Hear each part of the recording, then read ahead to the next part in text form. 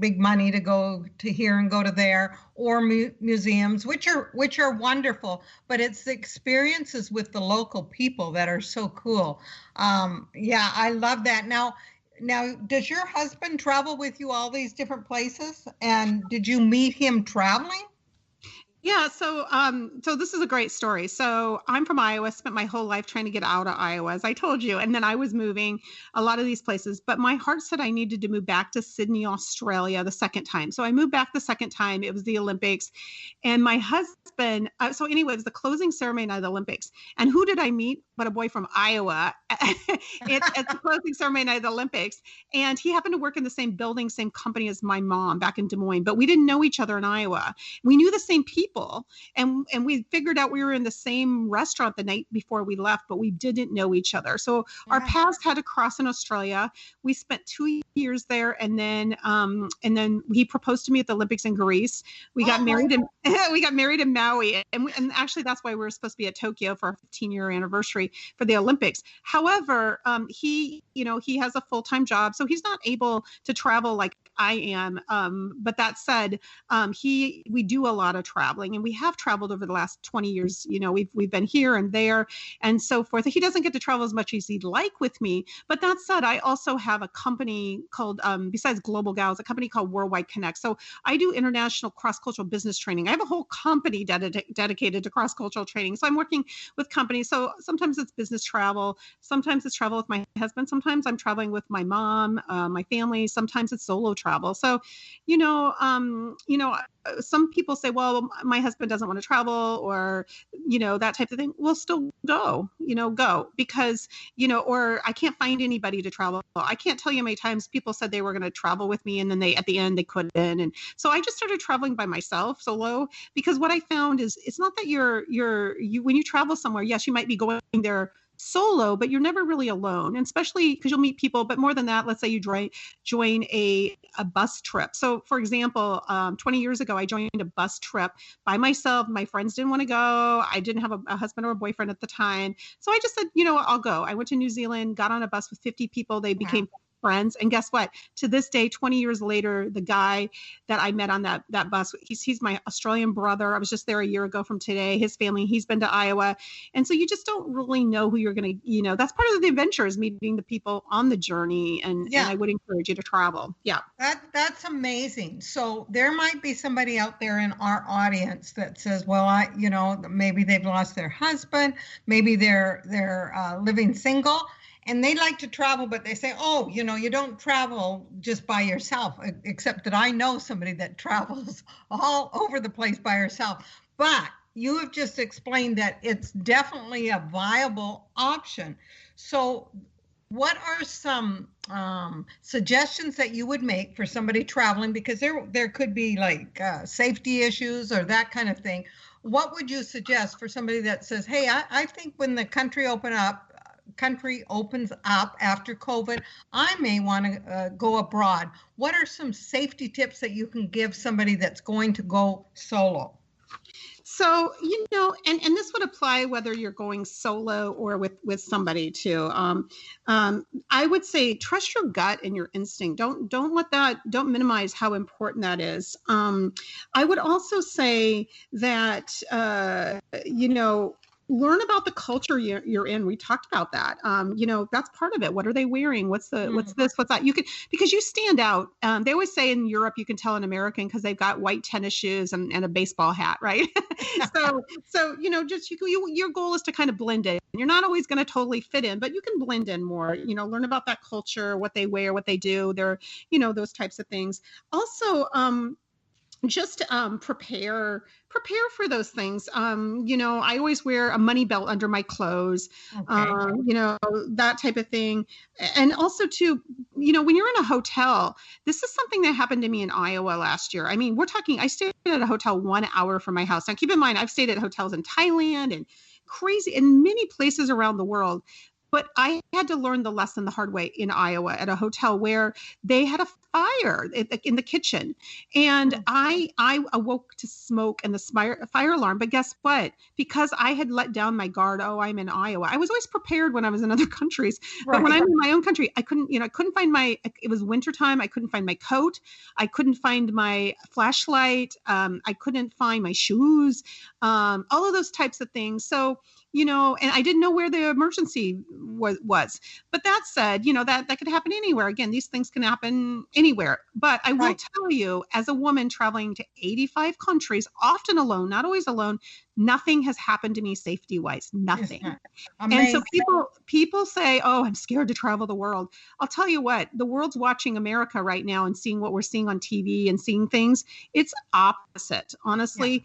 And I would just say the world is not that big, scary place. In fact, I've had to shut off the TV at points because it is not my experience. That my belief is people are truly kind-hearted. Yes, you're always going to have the bad apples, but there's common sense involved. And I will tell you, I have not had any safety issues. And so if I haven't in 85 countries in 20 years, I've had some misadventures or things, here or there. I don't even think I've ever been pickpocketed out of the country even. So again, I think we worry sometimes too much, and that stops us, unfortunately. Right. Because we have the fear of that unknown. But I have found that good people live everywhere. And if you're looking for good people, you're going to find them. You're going to find what you are attracted to. You will find it.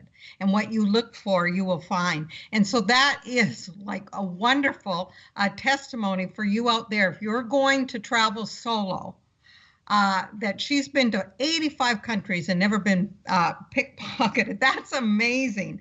But you of course, have precautions and things that you do, but that's amazing. So how did you actually start Global Gals? And then we're going to have to, turn the time over and talk about your free gift. But first, I want to know how you started, how this worked into Global Gals. Right. So Global Gals, I started as a legacy to my dad. Global Gals started because of a guy, and most people don't know that. So my father was my biggest cheerleader and supporter. Unfortunately, he got cancer and he passed away.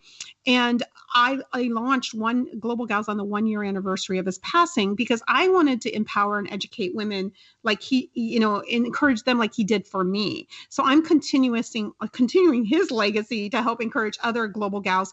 And I'm not going to say just gals, guys too. Global Gals, it might be a woman trying to plan for their husband and their family and whatever. Again, guys can learn just as much too. But I did start Global Gals as a legacy to my dad. And what we do is we help people to achieve, live, work, and travel the world, to feel confident, safe, and prepared, overcome obstacles and roadblocks, have that deeper, meaningful travel experience. And how do we do it? Well, we do it through travel education, mentoring programs, our supportive community of women and resources. And you can check out more at globalgals.com. That is so exciting because whenever my husband and I want to travel, we need to educate ourselves first. And so what you have at Global Gals, your website, is different places where you can educate yourself. So tell us a little bit, Brenda, in closing, about the free gift that you've brought with yourself today. Yeah. So I, on my website, globalgals.com, you can download, there's 50 of my favorite travel tips that I've compiled that I've gained, from 20 years of traveling. And then also I have another document I really encourage you to look at. It's called 25 life-changing ways to travel, live and work around the world. So for some of you, you might be interested in a granny gap year or a gray gap year, or you might be interested in house sitting for free in some country, or maybe if you're working right now, the world's opened up to digital, so maybe you could have a laptop lifestyle or be a digital nomad. There's so many cool ways to live, work, and travel the world beyond just what we know. And I actually help people to create global lifestyles. So I have a global lifestyle in Des Moines, Iowa. So anybody can. Wow. That is so cool, Brenda. You have brought a wealth of knowledge. I'm so glad that you're coming back next week. And next week, we're going to talk about continuing on, never too late to travel the world. And so this is exciting. Do you have a podcast? You want to tell us about her? I'm going to be launching one soon. Okay. It's called the Small World Show, and we'll be talking about travel, global business, and inspiring things. Again, I want to shine a bright light on a dark world right now, because there's some pretty cool things going on in the world, and I think media and some of the TV and all that, it kind of drowns out some of the good stuff going on right now. Right. I love that. I want to thank you for being here today, Brenda, and I'm glad you'll be here next week. Thank you, audience, for being here. And I hope that you will realize that it's never too late to take an adventure. And then next week, I want to dig into a little bit more of travel, because I think this is an exciting thing. Like Brenda said, she is trying to shine a light in a dark world. And I think too, as Brenda does, that the world looks a little darker, or it's portrayed a little darker on TV than it really is. There is so much light out there. And I can hardly wait till all the countries open up and we can start spreading our light everywhere. So thank you for being here today. Remember out there, it is never too late. It is never too late to lose weight. Never too late to follow your dreams. It is never too late to travel, even if it's to the next state or the next province in Canada. It is never too late. Let's live a life of adventure, of purpose. It is never too late ever. Bye, Brenda, and we'll see you back here next week. Goodbye. Bye, Brenda.